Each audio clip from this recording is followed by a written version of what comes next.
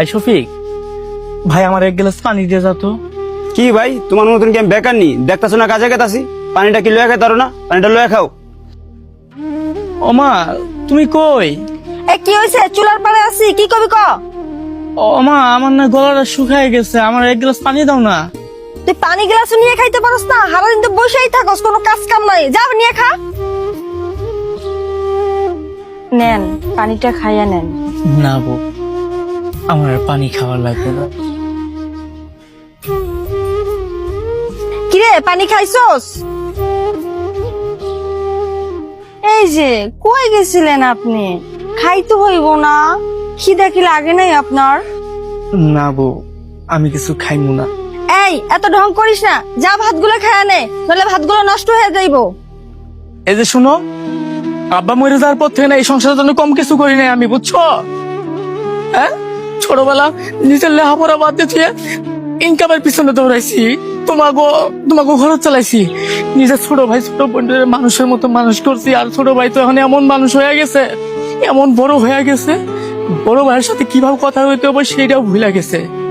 হ্যাঁ, এক গ্লাস পানি দিতে চাইছিলাম, তুমিও আমার সাথে এই ব্যবহার করতে পারলাম মা। আজকে যে ঘরে রান্না হয়েছে না, সেইটাও আমার টাকায় হয়েছে।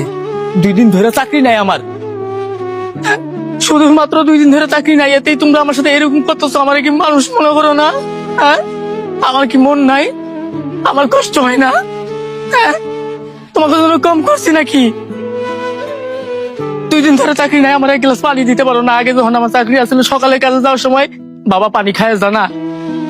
তুমগো এই ঢং না বুঝতে পারছি, তোমরা আসলে রক্তের সম্পর্ক বুঝো না।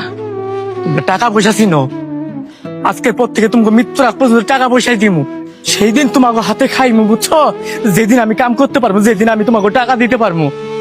এই দাঁড়া, মেলা বড় হয়ে গেছিস না? হ্যাঁ, এতই বড় হয়ে গেছিস, ভাইয়ের মুহে মুহে কথা কস। এই ভুলে গেছস যখন আমি চাকরি করতাম, তুই যখন ছোট আছিলি, আমি যখন অফিসে যেতাম কি করতে জানো? ভাইয়া দাও না 10 টাকা।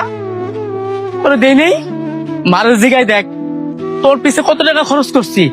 আজকে ভালো একটা চাকরি করতেছস না, আমার জন্য করতেছস। ভুলে গেছস না? যা যা, তোর সামনে যা। আপনি আম্মার সাথে এইভাবে কেন কথা বলতেছেন? ছোট ভাই শফিককে কেন এইভাবে ঝাড়ি দিতেছেন আপনি? তুমি চুপ করো, আমি বুঝা গেছি কার সাথে কিভাবে কথা কইতে হইব। পুরুষ মানুষের সবাই টাকার মেশিন ভাবে, যেদিন টাকা ইনকাম করতে পারবো সেই দিন এই বাড়িতে খাইমু।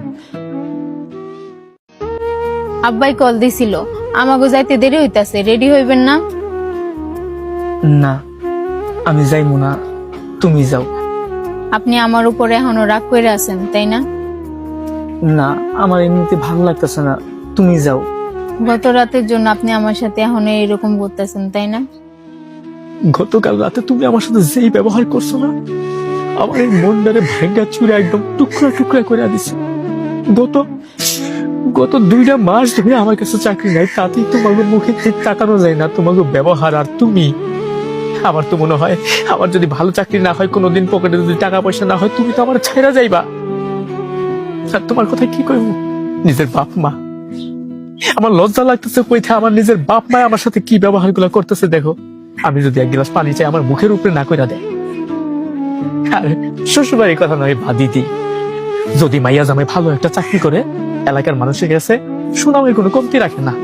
আর সেই মাইয়া জামাইটা যদি কোনোদিন অভাবে পড়া যায়, পকেটে যদি টাকা না থাকে, ভালো একটা চাকরি না থাকে, তাহলে এলাকার মানুষের কাছে পরিচয় দিতে লজ্জা পায়। দেখো, আমি এমন মানুষ না যে নিজের রাগটা তোমাকে উপরে দেখাই। আর তুমি এখন তোমার বাপের বাড়িতে একাই চলে যাইবা। আমার যেদিন ভালো একটা চাকরি হোক, পকেটে টাকা পয়সা নিব, দেখবা আমি সবকিছু আবার আগের মতো ঠিক করে দিছি। এইবার আল্লাহর রস্তে তুমি আমার সামনে ফিরে যাও।